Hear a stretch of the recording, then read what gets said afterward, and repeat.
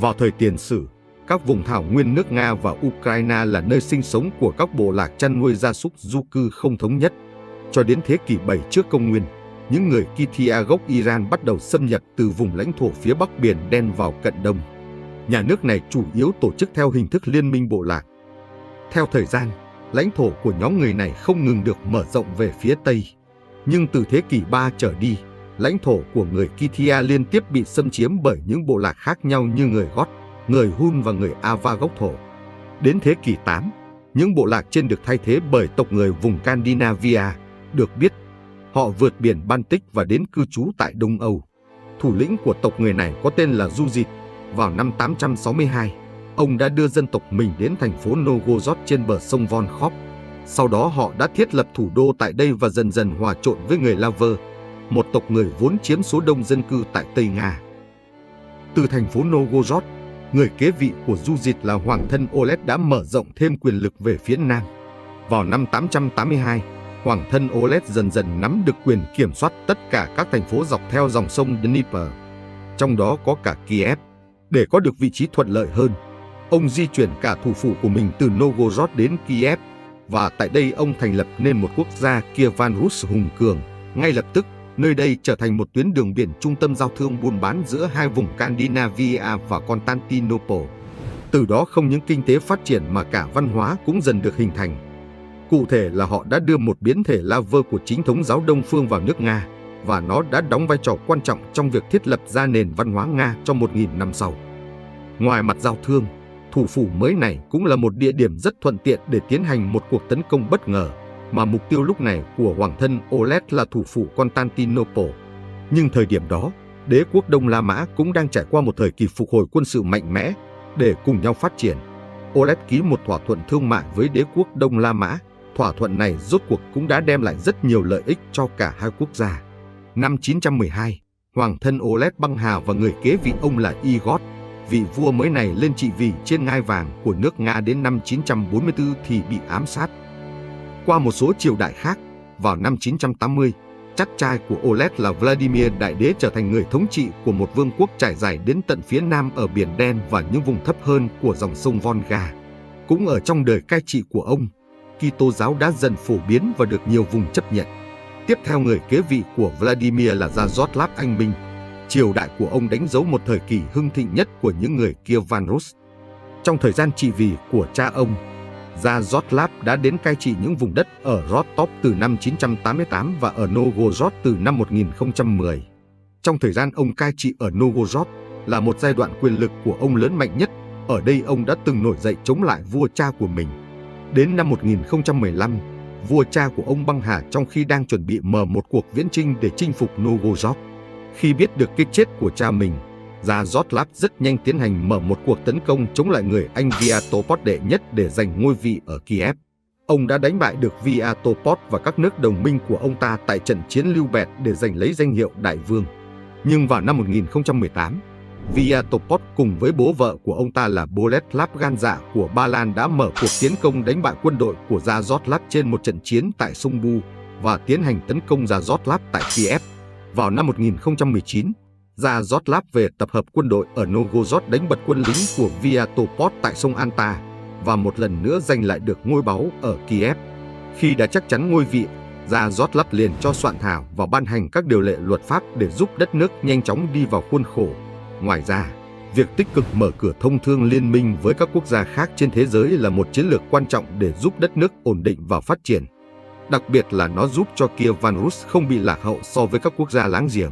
Sau một thời gian tập trung vào giải quyết những vấn đề chính trị trong nước, năm 1021 Yaroslav bắt đầu tiến hành mở rộng quyền lực của mình. Đầu tiên, ông mở một cuộc chiến lên phía Bắc và đánh bại được người anh họ của mình tên là Vyacheslav ở Polotsk. Rồi tiếp đó là những cuộc viễn chinh xuống những vùng đất phía Nam. Nhưng một người anh cùng cha khác mẹ của Yaroslav là Tilav đang cai trị tại Chernihiv cũng có ý định tranh giành quyền lực để kiểm soát phía nam nước Nga. Ông ta đã dẫn quân đánh bại Yaroslav tại trận chiến Litven gần Chernihiv. Sau đó Yaroslav buộc phải nhượng lại cho Tilav toàn bộ khu tả ngạn phía đông của dòng sông Dnieper. Để tránh một cuộc xung đột lớn hơn, cả hai đã ký một hiệp ước hòa bình tại Horodot vào năm 1026. Sau đó họ cùng hợp tác với nhau trong các chiến dịch quân sự vào năm 1029 để chống lại quân đội của Jason.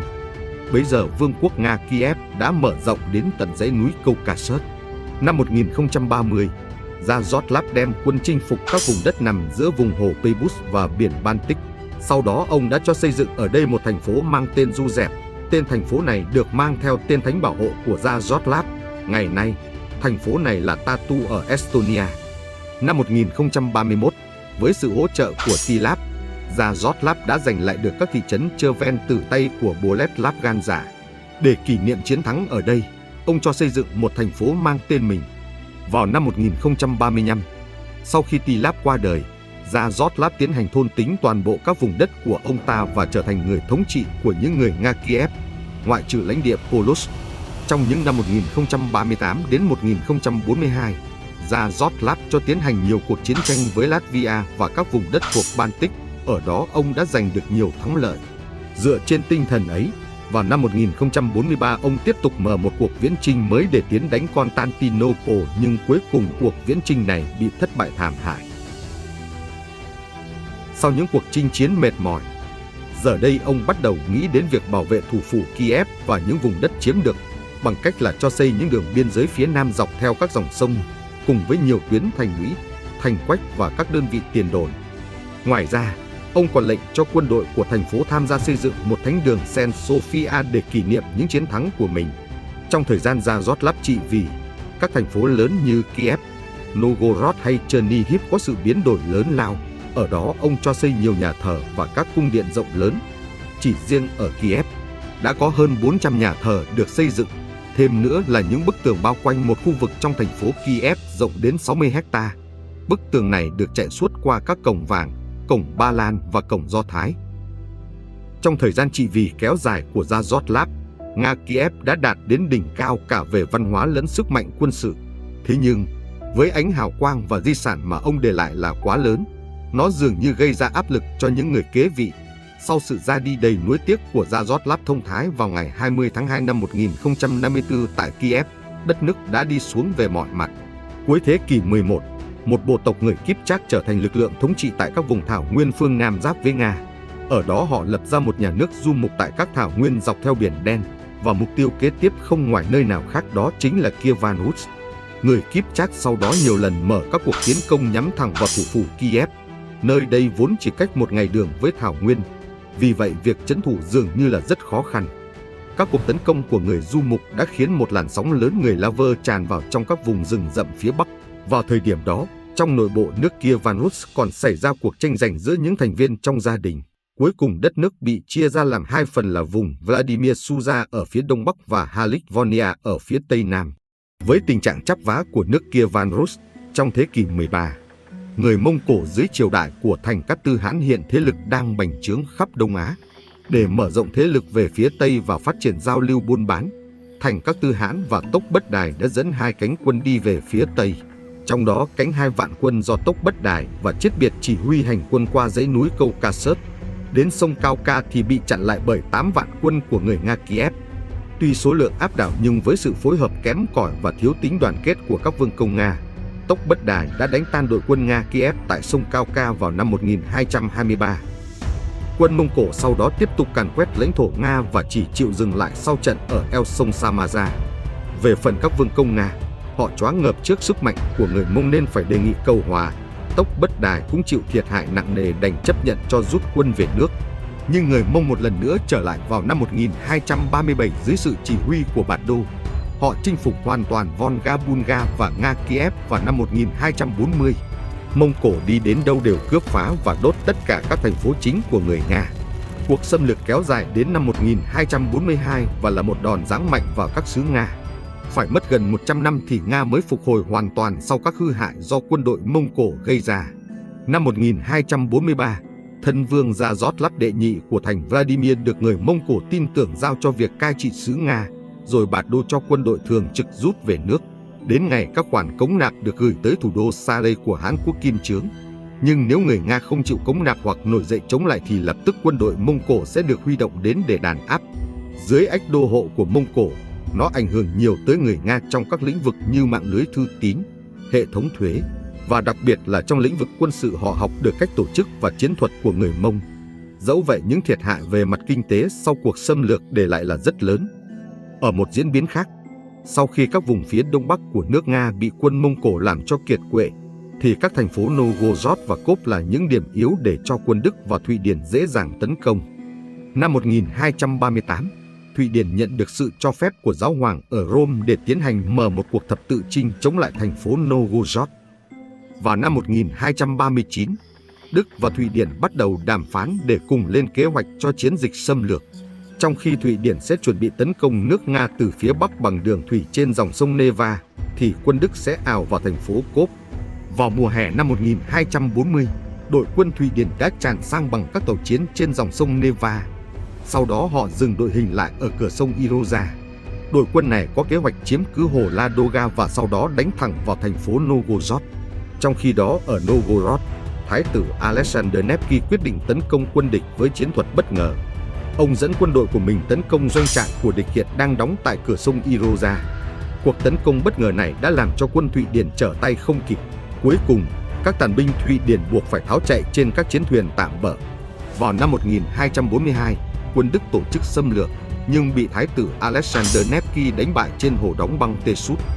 Với chiến công rạng rỡ này, ông đã đập tan tác được cuộc đông tiến của giới quý tộc Đức, và cũng dưới thời ông các miền đất phía Bắc dần dần được lấy lại từ tay người Mông. Sau Alexander Nevsky, con trai út của ông Daniel lập ra công quốc Moscow. Moscow nằm ở vị trí tốt trong hệ thống sông trung tâm Nga và được bảo vệ bởi các khu rừng và đầm lầy bao quanh. Moscow ban đầu là chư hầu của Vladimir, nhưng nhanh chóng sáp nhập cả công quốc mẹ. Nơi đây sau đó phát triển mạnh mẽ và dần trở thành trung tâm của giáo hội chính thống giáo Nga. Vào giữa thế kỷ 14, Moscow chính thức tuyên bố thách thức với người Mông Cổ, và đến năm 1380 hoàng thân người Moscow tên là Michidon Khoi mở các cuộc tấn công Hán quốc Kim Chương. Tại trận Kulikovo trên sông Don, quân xâm lược Mông Cổ đã bị quân Nga đánh cho tàn tác.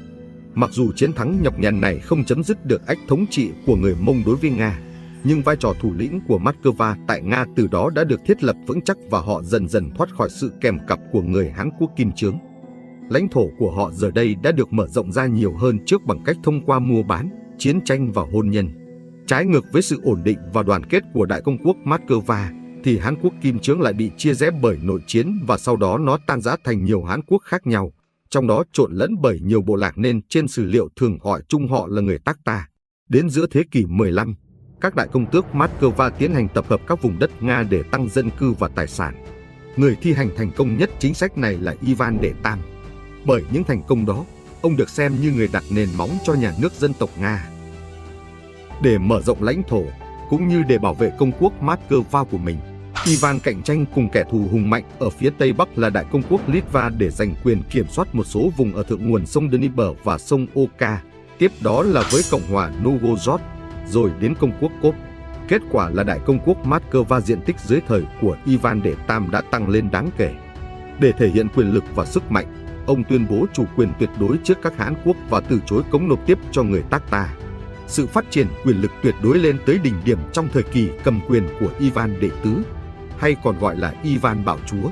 Ông là vị vua Nga đầu tiên chính thức đăng quang với tước hiệu Sa Hoàng. Ivan Bảo Chúa là con trai của Vasily Đệ Tam. Năm 1547, Ivan bắt đầu cầm quyền khi mới 16 tuổi. Thời kỳ đầu cầm quyền của ông là một trong những giai đoạn hiện đại hóa và cải cách trong hòa bình.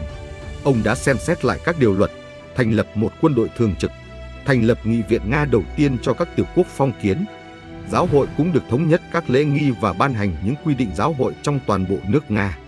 Với sự phát triển về mọi mặt trong nước từ quân đội đến văn hóa, vào năm 1552, Ivan Bảo Chúa mở các cuộc chiến tấn công Hán quốc Kazan. Sau đó sáp nhập lãnh thổ nước này vào nước Nga. Năm 1556, ông thôn tính cả Astrakhan.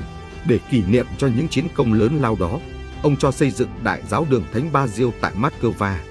Giai đoạn cuối trị vì, Ivan không còn thành công nhiều như trước.